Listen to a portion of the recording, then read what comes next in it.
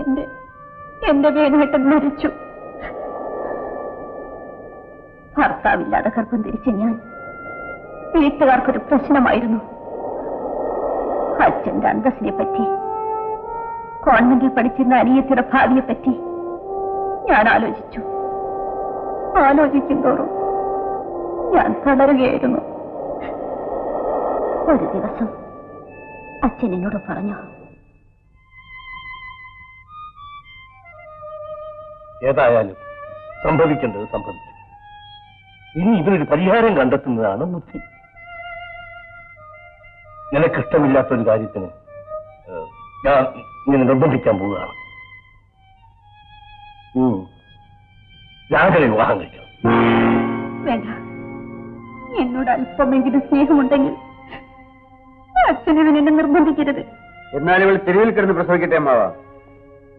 അമ്മാവിന് ഈ കുടുംബത്തിന് ചീത്തപ്പേരുണ്ടായിരുന്നു കരുതിയാണ് ഞാൻ ഈ വിവാഹത്തിന് സമ്മതിച്ചത്. അല്ലാതെ കണ്ടവനുണ്ടാകുന്ന കുട്ടിയെ ചുമന്നു നടക്കാനുള്ള ആഗ്രഹം കൊണ്ടല്ല. എനിക്ക് വിവാഹം വേണ്ട.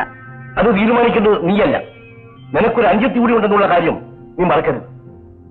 നാളെ അവളെ ആലോചിച്ച് ആരെങ്കിലും വന്നാൽ ചേച്ചിയെ പറ്റി കേട്ട് അവൾ തിരിച്ചു പോകാനുണ്ട്. അവന്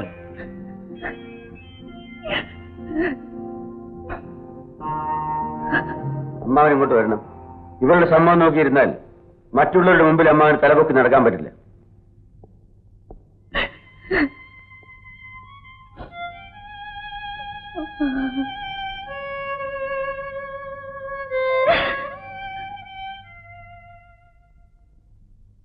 ഞാനൊരു വഴി പറഞ്ഞുതരാം. അവളുടെ വയറ്റിൽ കിടക്കുന്ന കുഞ്ഞിനെ നശിപ്പിക്കരുതെന്നാണല്ലോ അവൾ വാശി പിടിക്കുന്നത്. നമുക്ക് നിർബന്ധിക്കാൻ പോണ്ട. ഈ നാട്ടുകാരും അറിയാതെ എവിടെയെങ്കിലും കൊണ്ടുപോയി അവൾ താമസിപ്പിക്കാം. അവൾ അവിടെ ഒന്ന് പ്രസവിക്കട്ടെ. ബാക്കി കാര്യങ്ങൾ പിന്നീട് ആലോചിക്കാം.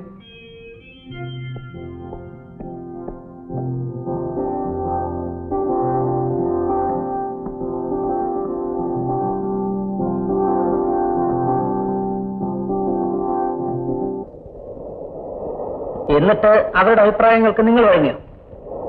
വഴങ്ങാതിരിക്കാൻ നിവൃത്തിയില്ലായിരുന്നു. ഞാനൊരു പെണ്ണല്ലേ. ദൂരെയുള്ളൊരു ഗ്രാമത്തിൽ ആളൊഴിഞ്ഞൊരു വീട്ടിൽ ഞാൻ താമസമാക്കി. അവിടെ വെച്ച് ഞാൻ പ്രസവിച്ചു. പക്ഷേ പ്രസവിച്ച ഏതാനും മണിക്കൂറുകൾക്കുള്ളിൽ എന്റെ കുഞ്ഞിനെ കാണാതായി. മാനസിക വിഷമങ്ങൾ കാരണം ഹൃദയം പൊട്ടി എന്റെ അച്ഛൻ മരിച്ചു.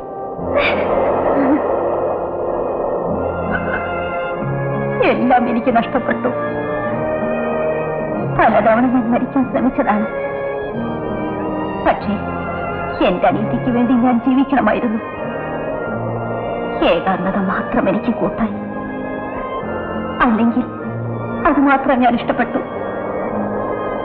പേരുവെട്ടിന്റെ ഗിറ്റാറും അദ്ദേഹത്തിന്റെ ഫോട്ടോകൾ അടങ്ങിയ ആൽബവുമായിരുന്നു എന്റെ ഈ ആശ്വാസം. ഒരു ദിവസം ചേച്ചിക്കൊരു കത്തുണ്ട്. ആരുടേതാ? ആരുടേതെന്ന് അറിഞ്ഞില്ല. മേച്ചപ്പുറത്ത് കിടക്കുന്ന കണ്ടു.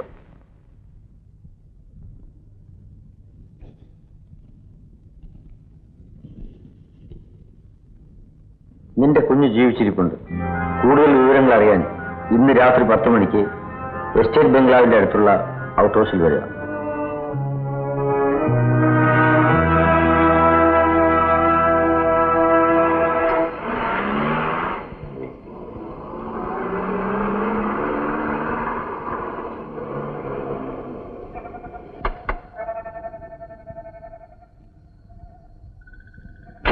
നീ പോയിക്കോ.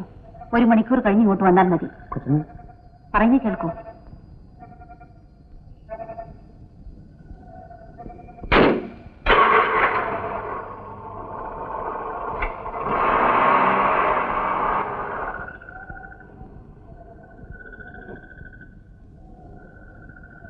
നിനക്ക് ബുദ്ധിയുണ്ട്, അല്ലെങ്കിൽ നീ വരില്ലായിരുന്നു.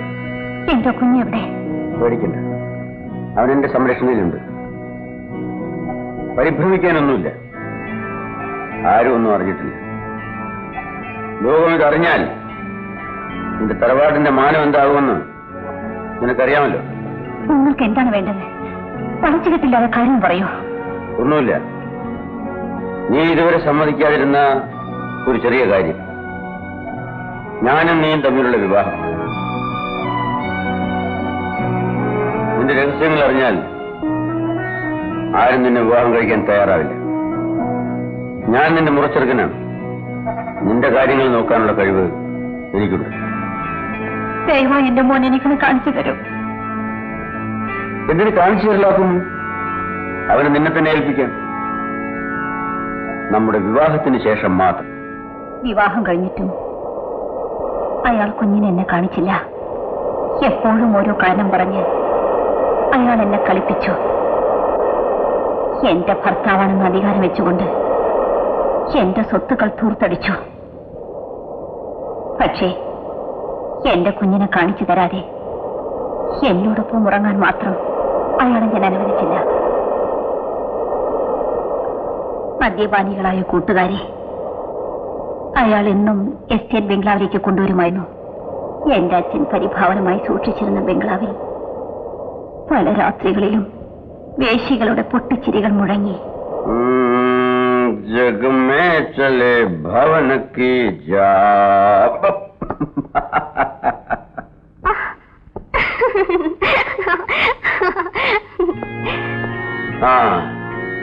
ഇത് എന്റെ ഭാര്യ മിസ്സിസ് ദേവി. കല്യാണത്തിന് മുമ്പേ പഴച്ചു പറ്റുന്നുണ്ടാവാം. കല്യാണത്തിന് ശേഷം ഭർത്താവിന് ബെഡ്റൂമിൽ കിടത്താറില്ല. ദേവി, ഇത് മിസ് ലതിക, എന്റെ ഫ്രണ്ട്.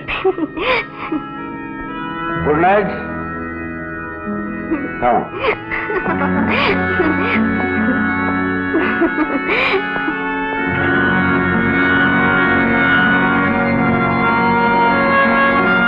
Cheers. Cheers. ദേവി, വരൂ.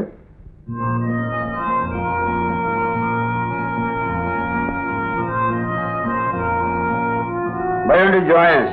Come on, have a drink. Just for company's sake.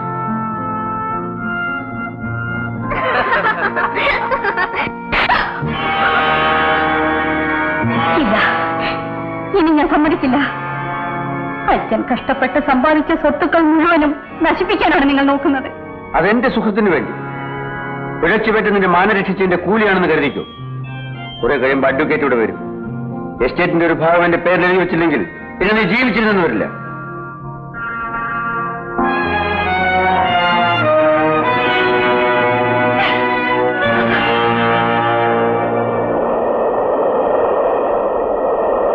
ഒരു ദിവസം രാത്രി അനിയത്തി പരീക്ഷ കഴിഞ്ഞ് വീട്ടിൽ വന്ന ദിവസം അയാൾ കണക്കില്ലാതെ മദ്യപിച്ച് വീട്ടിൽ വന്ന് കയറി.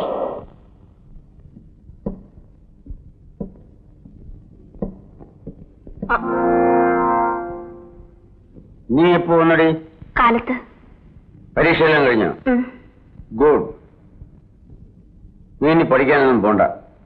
ചേച്ചിക്ക് കൂട്ടായി ഇവിടെ കഴിഞ്ഞു.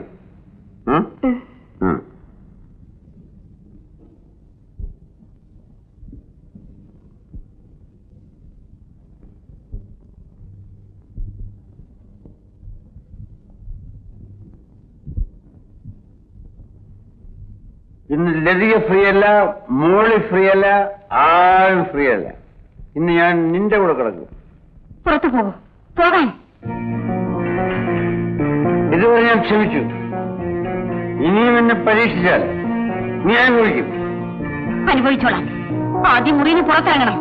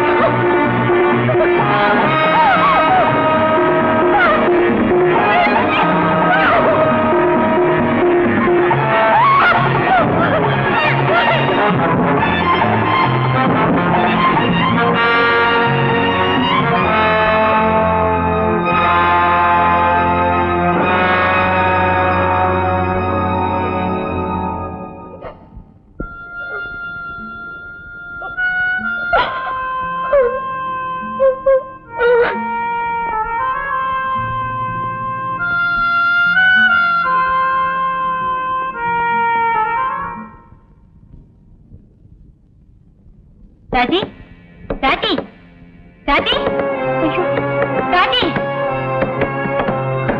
രാജി രാജി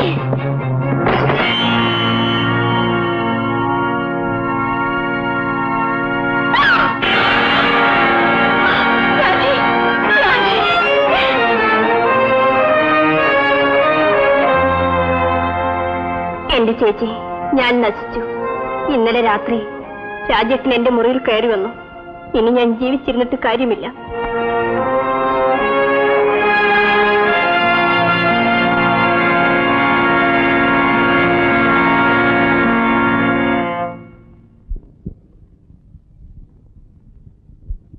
തൃപ്തിയായില്ലേ? എന്നെ കൂടി കൊല്ലേ. എന്റെ കുഞ്ഞിനെ നിങ്ങൾ എടുത്തോണ്ട് പോയി. എനിക്ക് ആകുണ്ടായിരുന്ന അനിയത്തെ നശിപ്പിച്ചു കൊന്നു. എന്നെ ആയിട്ട് എന്തിനു ബാക്കി വയ്ക്കുന്നു? ഇനി നിങ്ങളെ ഞാൻ വെറുതെ വിടില്ല. പറയൂ, എന്റെ കുഞ്ഞെവിടെ? എന്റെ കുഞ്ഞെവിടെ? പറയാ. നിന്റെ കുഞ്ഞിനെ ഒളിച്ചു വെച്ച് ഭയപ്പെടുത്തി നിന്നെ വിവാഹം കഴിക്കാമെന്നാണ് ഞാൻ വിചാരിച്ചത്. പക്ഷേ ഞാൻ കൊണ്ടുപോരുന്ന വഴിക്ക് തന്നെ ആ കുട്ടി മരിച്ചുപോയി. നിങ്ങൾ കള്ളം പറയാണ്. എന്റെ കുഞ്ഞിനെ നിങ്ങൾ മനഃപൂർവ്വം കൊന്നതാണ്.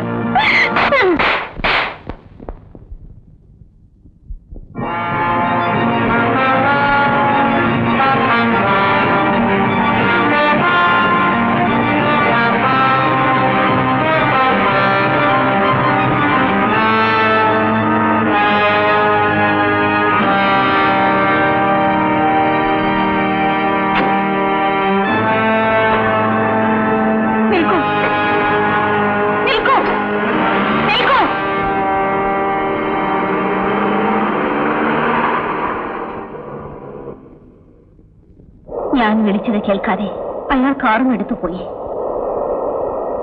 മാനസികമായി അയാളും തളർന്നിരിക്കാം. വളരെ സ്പീഡിൽ നിയന്ത്രണമില്ലാതെ അയാൾ കാർ ഓട്ടിച്ചുകൊണ്ടുപോയി. കൊല്ലിയിലേക്ക് മറഞ്ഞ് കാറിന് തീ പിടിച്ചു. ആ അപകടത്തിൽപ്പെട്ട് എന്റെ ഭർത്താവ് മരിച്ചുപോയി. Fantastic story. ദേവി വിചാരിച്ചാൽ നല്ല കഥകൾ എഴുതാൻ കഴിയും. കേട്ടോ മിസ്റ്റർ ഗോപിനാഥ്, ഇവിടെ നമുക്ക് പ്രോത്സാഹിപ്പിക്കുന്നു. ആരറിഞ്ഞു എന്റെ ഭാര്യ മലയാളത്തിലെ ഏറ്റവും നല്ല കഥയെഴുത്തുകാരിയാവില്ലെന്ന്?